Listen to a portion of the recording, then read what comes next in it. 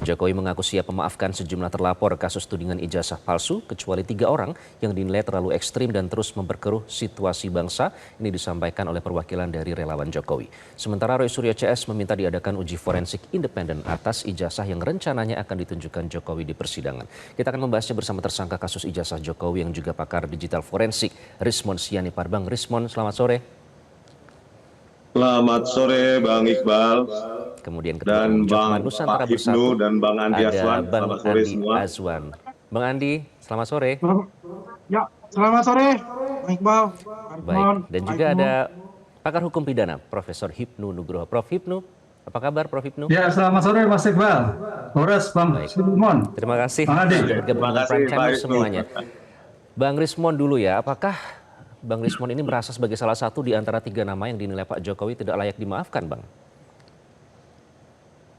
Iya, terima kasih Bang Iqbal.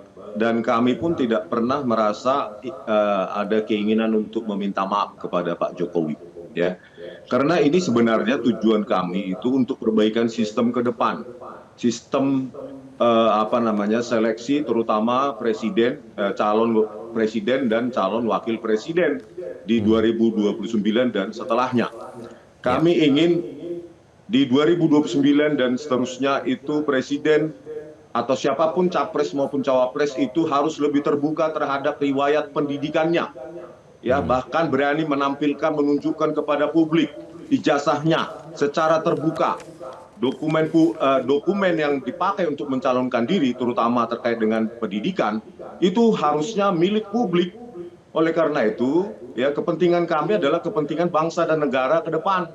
Ya, jangan seperti sekarang bahwa Wapres Gibran itu tidak pernah menyelesaikan SMA baik dalam maupun luar negeri. Ini kan sistem yang tertutup di zaman keterbukaan semacam ini merupakan kegagalan ya reformasi.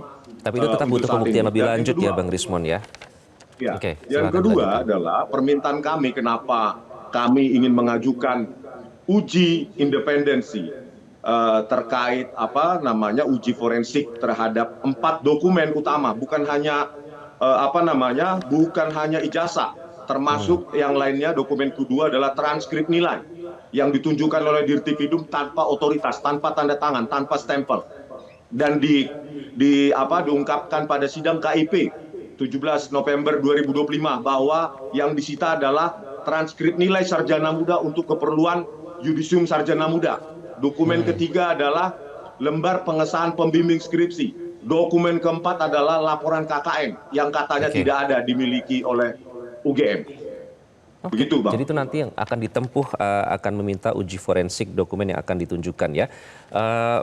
Kita akan ke Bang Andi. Bang Andi, tidak ada maksud minta maaf kalau kata Bang Rismon. Tapi saya ingin tahu apa makna pernyataan bersaya Pak Jokowi ya, katanya memaafkan itu urusan pribadi tapi urusan hukum tetap urusan hukum, apa artinya? Maknanya apa Bang Andi?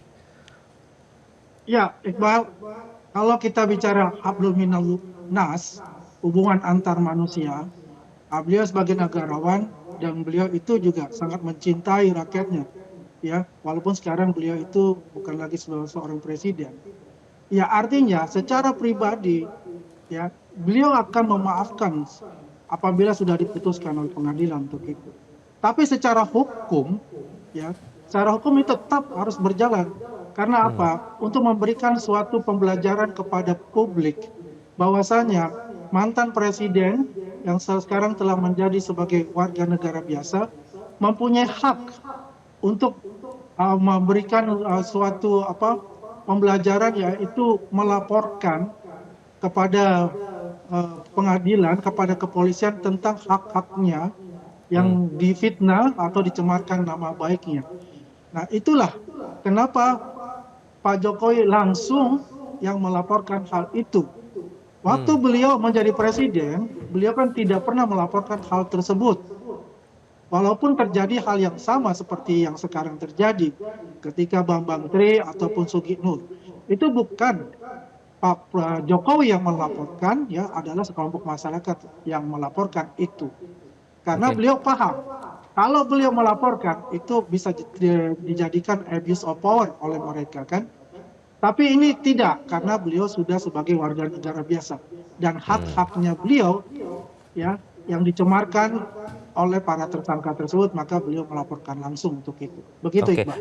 Bang Andi, tapi ada pernyataan ya dari perwakilan dari relawan Pak Jokowi, kecuali 3 orang begitu. Nah, kenapa tidak semuanya dimaafkan? Bukankah itu akan lebih mulia bagi Pak Jokowi, Bang Andi?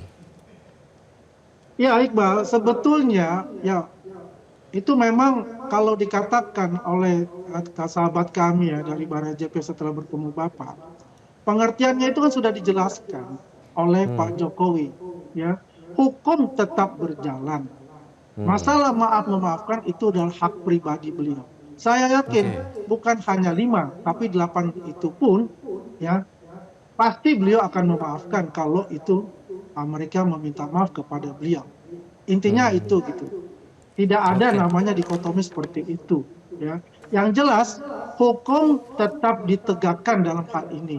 Yang saya katakan tadi, hablum minan nasya tetap jalan sebagai manusia untuk saling memaafkan, tapi hukum itu tetap juga berjalan. Begitu. Oke, oleh karena itu nanti proses ini akan terus berjalan. Nah, Prof. Hipnu, akan ada permintaan uji forensik ya nanti terhadap dokumen dari kubu Roy Suryo dan teman-teman. Nah, apakah kali ini Anda menilai permintaan ini akan dikabulkan? Karena sebelumnya gelar perkara khusus dikabulkan oleh persidangan. Nah, apakah kali ini akan dikabulkan menurut Anda, Prof. Hipnu? Ya, tampaknya agak sulit ya, karena ini kan sudah lama sekali ya. Sedangkan uji forensik yang diinginkan itu karena ini sebagai delik aduan, tadi sinambungkan bahasa Andi, delik ini kan delik aduan, Bang. Delik aduan itu delik yang menyangkut pribadi seseorang. Makanya diteruskan atau tidak tergantung pengadu. Dengan demikian tergantung Pak Jokowi, kan gitu loh.